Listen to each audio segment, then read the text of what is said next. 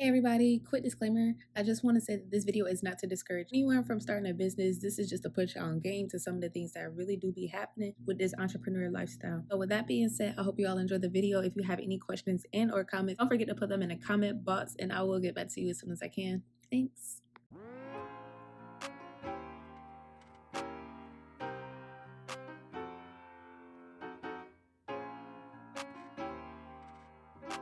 Hey bosses, welcome back to my channel. If you're returning and if you're new here, welcome. My name is Jay and I'm going to tell you all everything they don't tell you when you're starting a business. Without further ado, let's just go ahead and get right into the tea, okay? Period. Okay, so I am not at all being negative. I just want to put you all on game to some things that are very much real in the entrepreneur lifestyle. And I don't want anyone to get culture shock when they go into it, because a lot of things they do not tell you when you're trying to start a business. All you see is the success, you see followers, you see sales, but you don't see the background. Girl, you don't see the background problems, okay? So let me go ahead and tell you so you could be fully prepared for when you start your entrepreneur journey, or if you're already in your entrepreneur journey, just become more aware of some of the common things that happen. But scammers are absolutely annoying. People have to deal with scammers in everyday life. Having a business doesn't make you any less likely to deal with scammers. So let's say that someone placed an order on your website, you made the product, you shipped the product, their tracking said delivered, and you're like, another successful customer. And then boom, they open a chargeback saying they never received the product. Scammers, okay? Chargebacks and scammers, 10 out of 10 would not recommend. Whatever e-commerce platform you're using, if they allow you to add apps to your site, get a fraud filter so you can filter out, well, it will automatically filter out fraud orders. Most times it is 95% accurate. Depending on which one you get, I would look at the reviews, but they're usually very accurate. If someone email you like, hey, my order was rejected because of fraud, just have them verify their order and then you can manually allow it. If you don't want to deal with none of that, fraud filter, because you don't have time to be dealing with scammers and chargebacks in 2021, or period. Nobody has time for it. Let it go. Fraud filter. The next thing is taxes. Okay, so this is a big thing. Everybody looking for them extra coins, but what you forget is that taxes are very much real, especially in the United States, and you have to pay your taxes or else IRS gonna be coming for you, and you do not want that. So with self-employment, you are required to make 4 quarterly tax payments a year. They're generally January, April, September. Look on irs.gov. But you have to pay your taxes, as well as, depending on your state, you have to pay a sales and use tax within your state. For example, I am in South Carolina.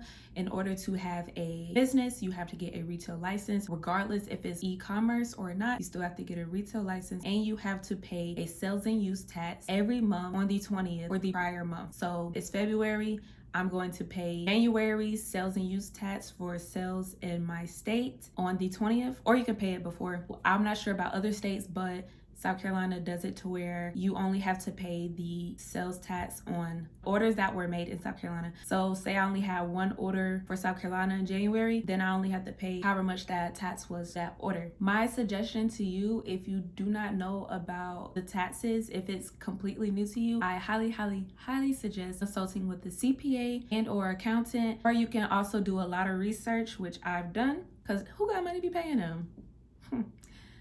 But go to irs.gov, look on your Department of Revenue for your state, look on their website, get as much information as you can. Also, with certain states, they will revoke your business license if you never pay taxes for that state. So you want to be very careful. If you're making over a certain amount, I think the IRS says $600. So y'all need to go ahead and look up them taxes, honey. Next thing is vendors.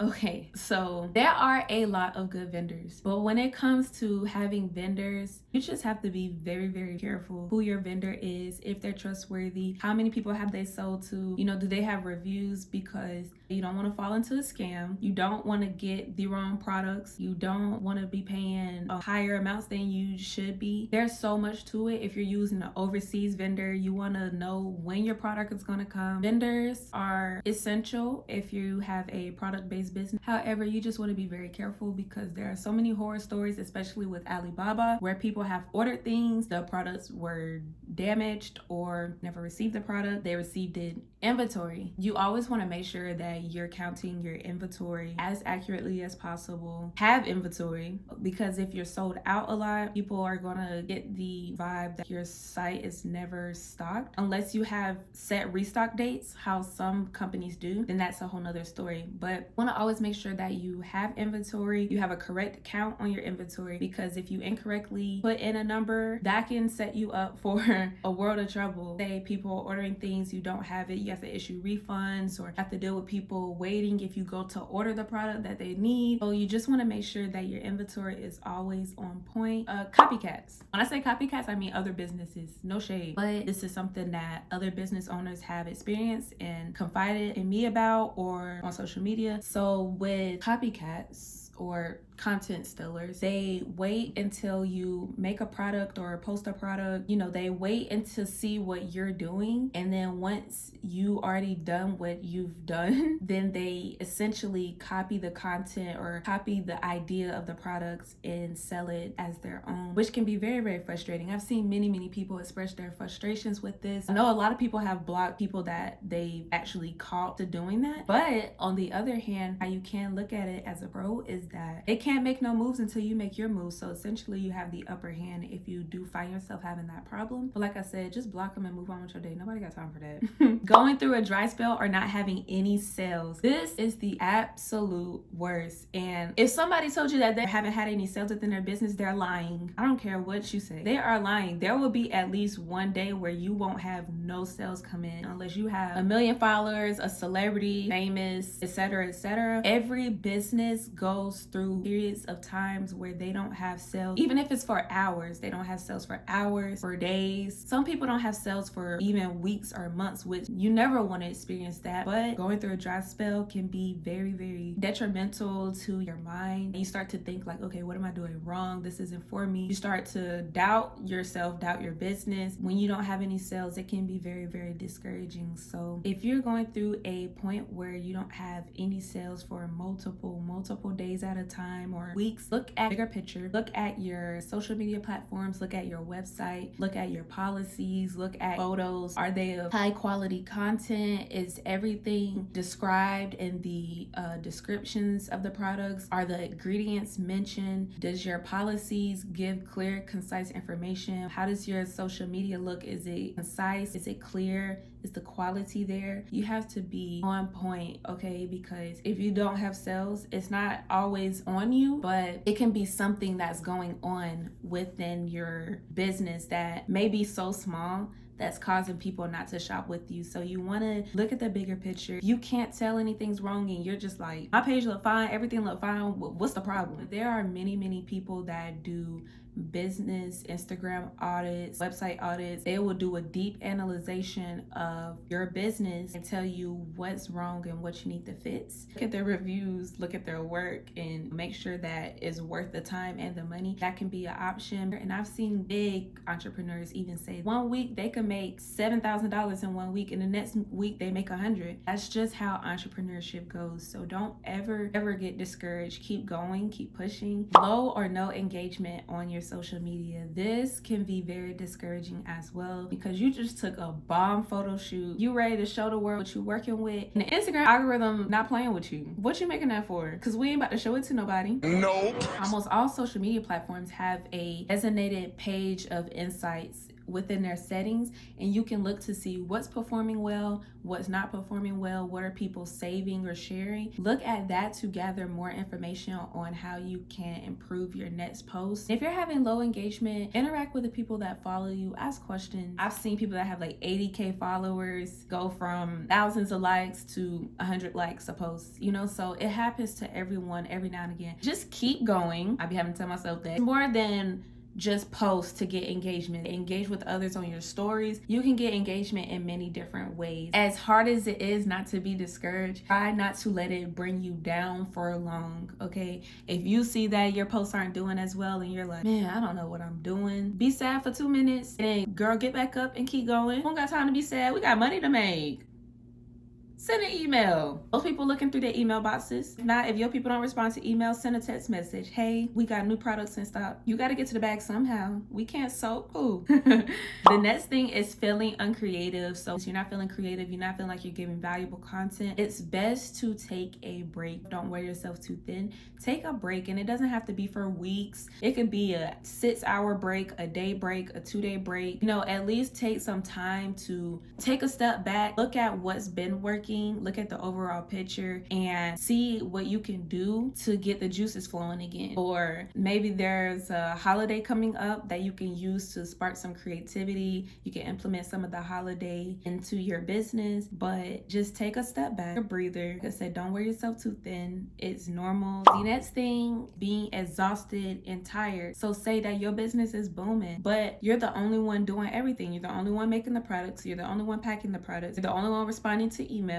You're the only one managing the social media accounts. You're the only one doing everything. You're exhausted. You're mentally exhausted. You're drained. You're tired. You're happy your business is doing so well. You're happy that, you getting some coins, but it can be draining. Take a day, days, week, however long you need. Take time off. You could lock your site so no one else can purchase, so you can catch up with your orders, so you can catch up with self-care. Send a quick email to your subscribers. Send a quick text message to your tech subscribers and just let them know, hi, I'm going through blah, blah, blah. I just need a break. Write a nice quick message on an Instagram post, post it to your feed, post it to your story. As long as you let people know what's going on and people genuinely support you, you will continue to have supporters. Don't feel like, oh my God, if I take a week off, no one's going to support me again. That is not the truth. If people genuinely like your products or your services, what you bring, most times people will tell you, take a day out, take a break. Self-care is important. So don't feel like you have to continuously